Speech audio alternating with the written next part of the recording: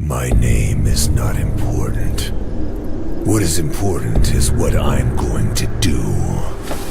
I just fucking hate this world and these human worms feasting on its carcass.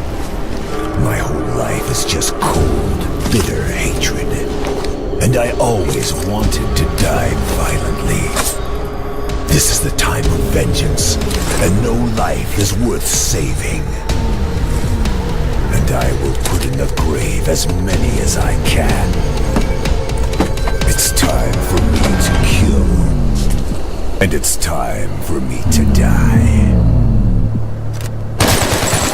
My genocide crusade begins here. Alright, I'm back. You haven't escaped, have you? Heretic? Wake up! Was that really necessary?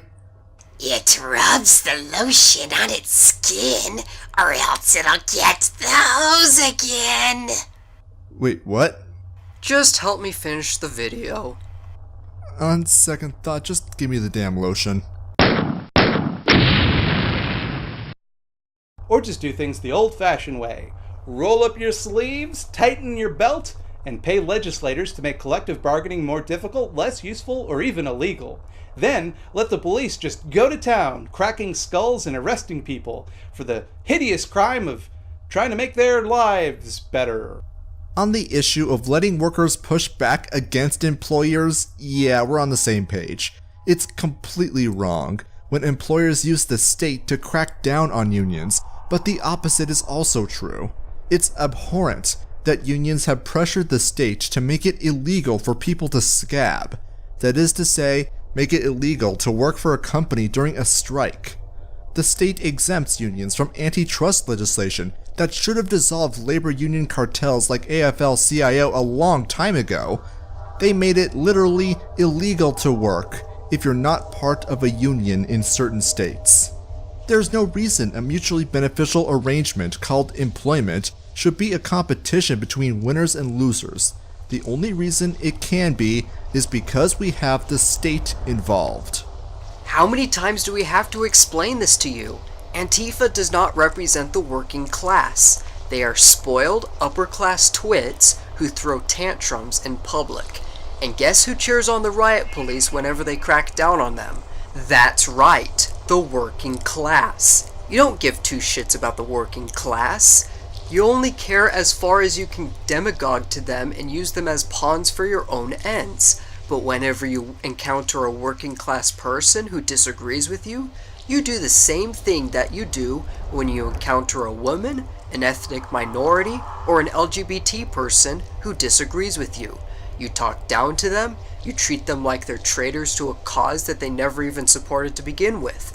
Lefty Pol even has a term they use for working class people who disagree with them, which is class cuck.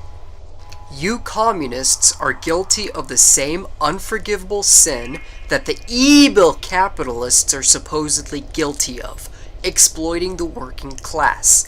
You demagogue to them, persecute the ones that don't fall in line with your beliefs, get them to fight and die for your revolution, only to create a power vacuum that was planned from the start to be filled by a socialist ruling class. Cut the moral faggotry. We are onto you. Now, if you maintain control over the means of production, you can do all sorts of profitable stuff with it, and the stuff it makes. You can jack up prices so that people have to pay absurd amounts of money for things that they need to live. You can throw away half of your perfectly functional inventory into a landfill to create artificial scarcity. Market competition between EpiPen manufacturers should result in increased supply and drive prices down. However, competing with its main manufacturer, Mylan, is literally illegal. You can't even import them from out of the country, thanks to patent laws and idea monopolization, giving Mylan a monopoly. As for Amazon, they receive millions in tax incentives every year.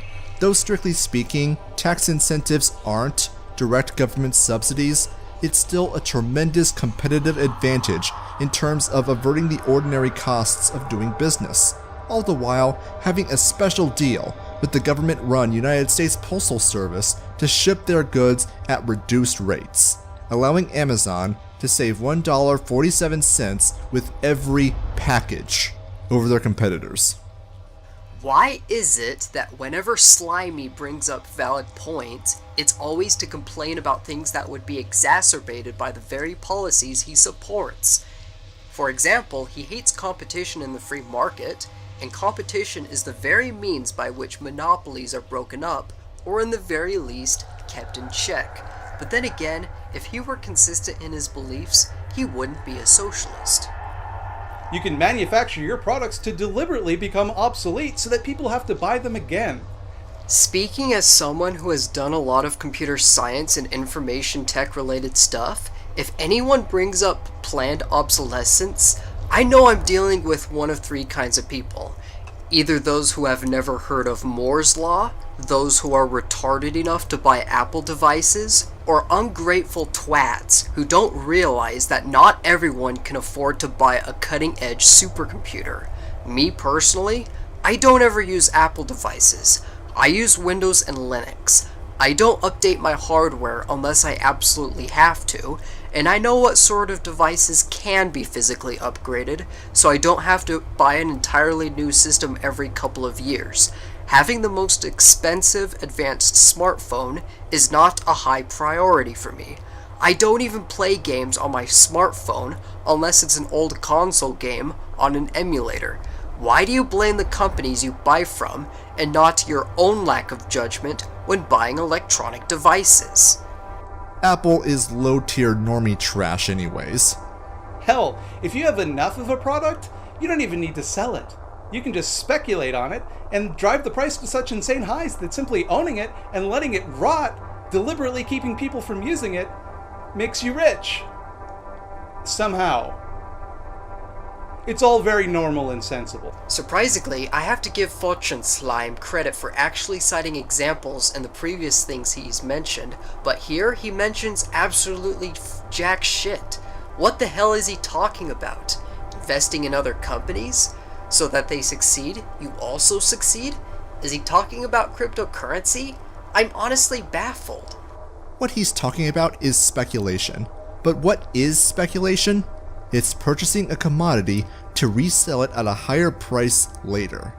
Now, speculation carries a bad rap. You'll often hear the media deriding speculators making vast profits off of people's suffering. Yet speculation is not only not a bad, but beneficial to society. Firstly, we can prove it isn't a bad because where's the harm? All that a speculator is doing is engaging in two voluntary transactions. One, to buy the good at a price both parties benefit from at the time, and the second, to resell it later at a price both parties mutually agree to. If this weren't the case, then the transaction pairs would never happen. This is a perfectly legitimate action that requires no justification, but the benefit to society comes from how speculation affects supply and demand. The initial purchase signals to producers that there is demand for the product. Even if the effect is marginal, it still is cause for producers to increase supply and lessen the effect of the speculated shortage. Reselling the goods for a net profit during a shortage also helps drive down the price of goods through increasing supply while also providing much needed commodities. Is it more ethical that if someone stored up water bottles for an emergency, that they simply dump the water rather than sell it to thirsty people after a hurricane, meeting their need for water while also making money in return? To say nothing of how broad the definition of speculation truly is. Anyone who's bought a house, expecting to resell it later for a higher price, is engaged in speculation. If you bought anything from the stock market, you're engaged in speculation. If you bought shoes and expect to get more value from the shoes than the money you paid in, that's another form of speculation. Putting the initial capital investment into starting a business is a form of speculation. The truth is that we're speculating constantly, and it's the driver for innovation and technological advancement, because ultimately there is no guarantee that the initial investments will ever pay off. There's not only nothing wrong with speculation, but it's a damn good thing that we have it. All the attempt to limit speculation would accomplish is insert a coercive monopoly as a third party to arbitrarily restrict voluntary transactions between consenting adults. This is unethical. This is an economic bad, far worse than the problem Slimeballs attempting to solve. Remember, when people talk about the rich and successful, they're the people you should relate to. Watch aspirational programming that teaches you how rich and successful people behave. Remember, consume the same things that they do. Vote like they do. Think like they do. Do as they say. Nice straw man. So he interprets it as emulating the rich and successful in every way, down to their character flaws and the way they dress, instead of critically evaluating the advice actually given, which is to see what actually works for wealthy people and doing it, while sticking to the things that work for you personally, like wearing inexpensive clothing that looks good enough, or not watching shitty reality TV about some brainlet with huge tits. It's proof that he doesn't want to approach this issue in good faith. Instead of taking advice from people who are financially successful and even being selective in which pieces of advice to follow, he wants to wallow in his misery and blame all of his troubles onto others. Hey, certain rich people aren't the most likable people in the world, but to use them as an excuse to not take responsibility for your own well-being, and to blame them for your own lack of success, or even anything that goes wrong in the world, is just retarded. Personally, I find the advice of the rich and successful more compelling. Unlike authoritarian communism, I'm free to ignore the rich and successful. Don't think of yourself as poor. In fact, if it helps, try to imagine the poor as dirty and drug-riddled, kind of subhuman. People who are just trying to abuse the system and take your hard-earned money. That way, you won't feel bad about all of the horrible things you're gonna have to do to them. Oh goody, another straw man. Aside from the fact that you don't represent the interests of the working class or the poor as much as you claim you do, what people are saying is that one should emulate the financially successful in what they do right, and avoid making the same mistakes as those who are not. Hell, my own scriptures teach that one should care for the poor and needy, even if they were stupid and brought their poverty upon themselves. But here's the difference between you and I. I believe people should care for each other out of the goodness of their hearts, while you hold the cynical belief that people should be forced at gunpoint to do so. That isn't real altruism at all, and it says a great deal more about your own lack of charity and compassion than it does your enemies. I almost feel sorry for you. Charity is correlated with economic freedom. Plus, the whole subhuman thing comes out of the very authoritarianism Slimeball directly advocates for.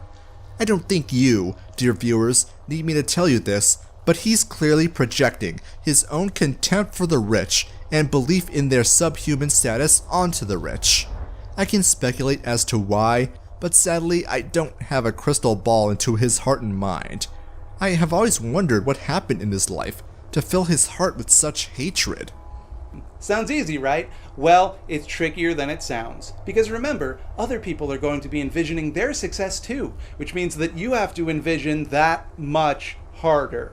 They might envision a better world, where everyone's basic needs are met, which means you have to envision that world being somehow worse for them, and make absolutely sure that your vision becomes the accepted one. First of all, you still haven't gotten around to explaining how the economy is a zero-sum game, nor have you debunked the notion that life is getting better for everyone, even for those in the third world. Second of all, why should I consider other people's subjective opinions on how society should be run, instead of letting them take care of themselves and their own families, and asking them to extend to me the same courtesy?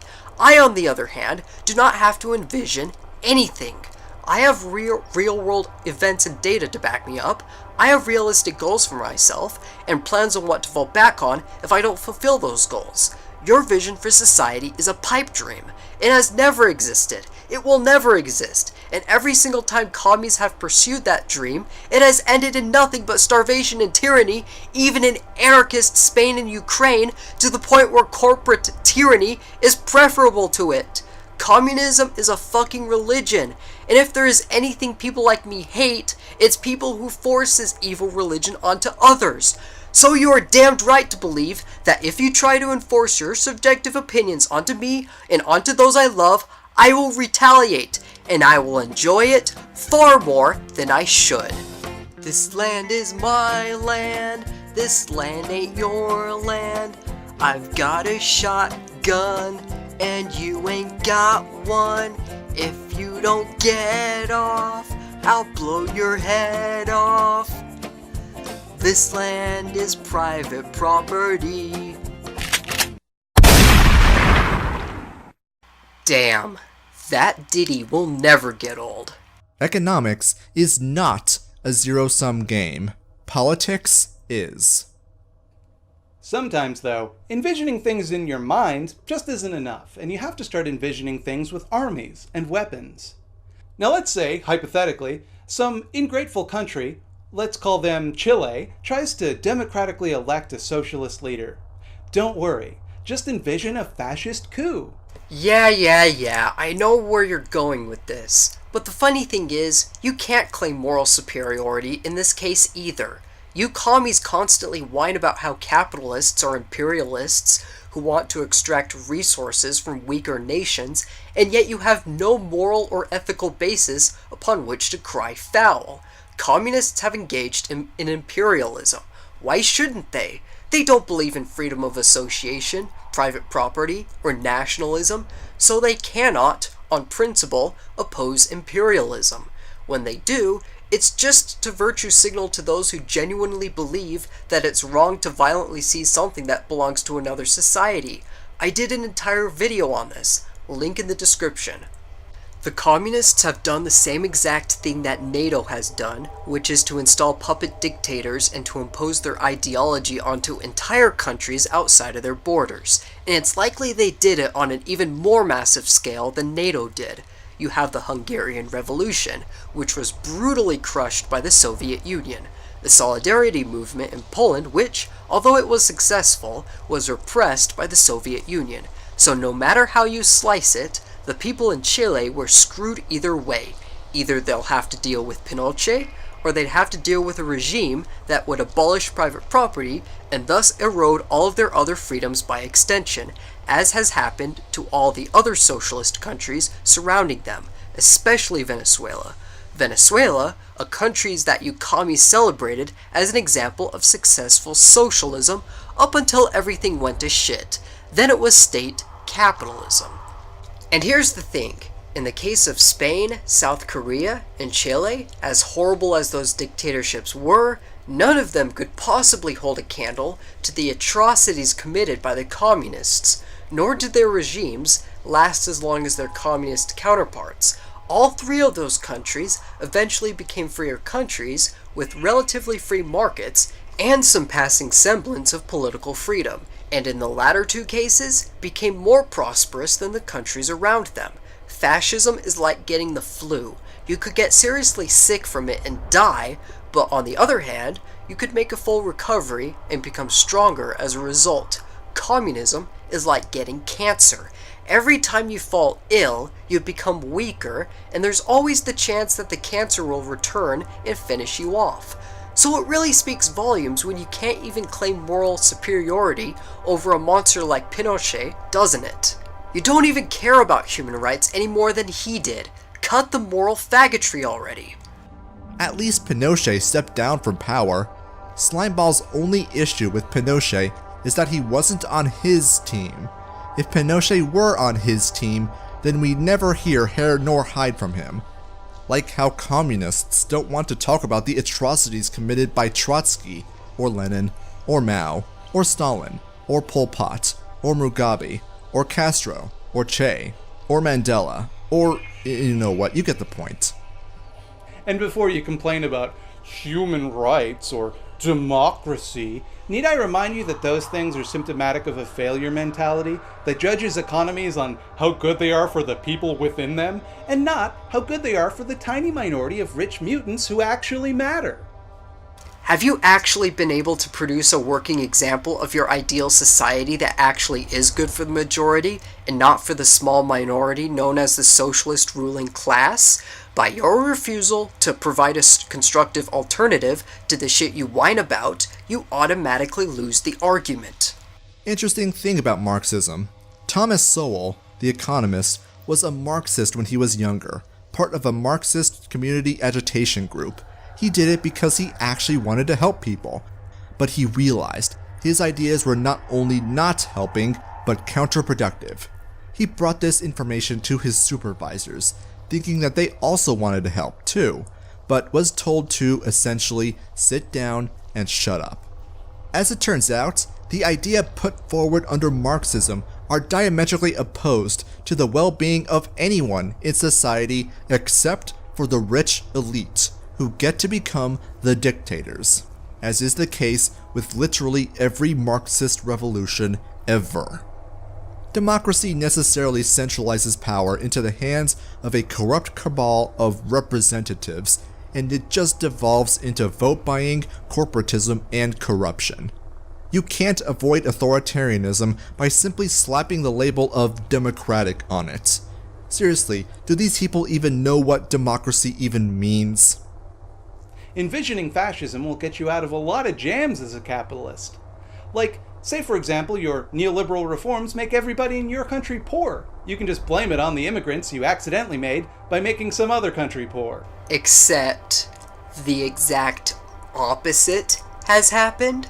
It really says a lot when your ideology is so shitty that it makes subhuman fascists look good in comparison. Totalitarian systems rely on external foes for continued existence. Without the omnipresent threat of fascism to capture everyone's attention and frighten them into compliance, Stalinist Russia would have collapsed much sooner. It's called the hierarchy of needs. If the base of the pyramid is insecure, then people aren't going to be engaging in self-actualization, where they'll ask very inconvenient questions like, does the government really serve my interests? Or, why do I have to be executed for drinking coffee? Fascism can't solve all your problems, though. There's no getting around it. Every business faces challenges. Business is fascism. Business. Producing products, goods, and services that people want to buy voluntarily is fascism. Then again, in current year, everything is fascism.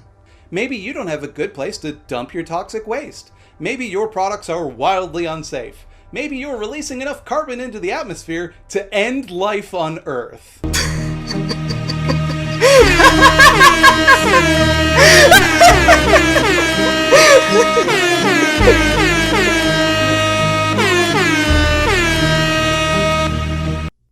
Slimeball speaking is releasing carbon into the atmosphere to supposedly end life on Earth. The difference is that Marxism actually would end life on Earth. Whatever it may be, the small-minded public may not share your vision of profiting endlessly, consequences be damned. Or people will autistically screech about the environment as if it's a good excuse to force their subjective opinions on how to run society onto other people. You can screech all you want about how scientists who disagree with you are somehow bought out by the Jewish bourgeoisie, but how are you going to explain the fact that socialism and other forms of collectivism are to blame for the worst environmental devastation this world has ever seen due to the tragedy of the commons? For those who don't know, the tragedy of the commons is the phenomenon where resources owned in common are exploited to exhaustion. The common example is that of shepherds and their flocks of sheep. Since shepherds earn money from their sheep, they're incentivized to keep their sheep populations in check. If they don't, they'll eat all of the grass on the shepherd's land and they'll eventually starve to death. If there is a field all the shepherds own in common, then their incentive is to have their flocks become as large as possible, to eat as much of the grass as possible. If they don't, then one of the other shepherds will do it to them. The result will be that the commons will become exhausted rather than sustained. The flocks die, and eventually the shepherds die. Statism is the perfect example of the tragedy of the commons, because there is no ownership of government-owned properties. The state has no incentive to maintain the value of any of it, which is how you end up with horror shows like the Animus River, which became so polluted due to a botched government cleanup project, the river turned a sunny D shade of orange. Then there's Lake Karachay, which was used as a radioactive waste dumping ground by the Soviet Union for years. Nowadays, standing on the lakeshore for 1 minute will kill you from radiation poisoning. Let's not even get to the disaster of government central planning that was Chernobyl. Communism abolishes property rights and holds all goods and services in common. The tragedy of the commons is inevitable. Under Marxism, and note I'm differentiating between communism and Marxism, this problem is amplified. Not only do you have property in common, but you have a coercive monopoly on top of it. Here are the facts. There is no economic system that isn't going to be motivated by profit. Even communism is being proposed because there is a perceived benefit greater than the input required to achieve it. That's all profit is. Now, production will still need to occur. The difference is that under property rights, people have an incentive to maintain the value of their property and can be held liable for damaging others' property. Thus, they have an incentive to dispose of waste cleanly if they can't otherwise find a way to commercialize the waste. These incentives do not exist under systems of communal property. If you really care about the environment, then you need to look at which system incentivizes people to care at all. If you took off your blood-tinted ideological lenses and actually had an objective look as to what political or even economic system best serves the interest of workers and the environment, the only conclusion you could possibly reach is that Marxism is the worst idea you could ever come up with to achieve this. Rest easy though, it'll never work. Until it does, so enjoy it while you can. I will. Believe me, I will. Even if I never become a CEO of a company, even if I never become famous. Because you will still come after people like me after you're done murdering the various heads of state, and any rich person or business owner you can get your greasy, unwashed hands on. Communists always turn on those who are well off when shit hits the fan, dubbing them the petite bourgeoisie because of their retarded belief that the economy is a zero-sum game and that anyone who isn't suffering is to blame for the suffering of everyone around them. They'll even execute people for retarded reasons, because they were doing things like selling cigarettes and coffee, worshipping God, or making love to those of the same sex. They call themselves champions of the working class, but in reality, they're little more than whiny little bitches, cosplaying as virtuous in order to exercise their murder boners. I don't know what happened in Slimeball's life that made him want to murder people he's never met, who have done him no wrong, but whatever it is, yeah, it's a direct threat to me, personally, since I worship a god that isn't the state, and I dare to disagree with authoritarian sociopaths. Also, one other thing, I don't take kindly to threats. Even if you were to miraculously bring the working class to your side, the same working class that despises upper-class Antifa snowflakes like yourself, even if you realize your dreams of a communist revolution, the perfect excuse to take out your senseless anger and hatred upon those more successful than yourself, you sure as hell aren't going to enjoy it either. You never will. No communist ever has, except for the communist leaders who successfully manipulated and exploited the working class and got them to do their dirty work for them. Those that engage in secret combinations and create power vacuums that are always filled by a communist dictator, which is themselves. As sarcastic and as bitter as you are throughout this video, you have proven nothing to me except you want an excuse to be perpetually miserable, especially since you are incapable or unwilling to actually provide any constructive alternative to the very things you bitch and moan about. You hate those who are even a little bit more successful than you are, blaming them for anything bad that happens in this world, even things they personally had nothing to do with. All I can say to that is, have fun with that. The only thing of value I gained from this is about how business is fascism. Alright, we're done here. Now, get me out of here. Postal, what are you doing?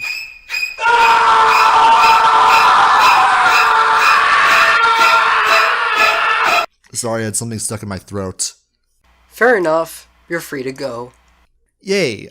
Also, next time you kidnap me, at least take me out to dinner first, or right afterwards. Anyways, bye!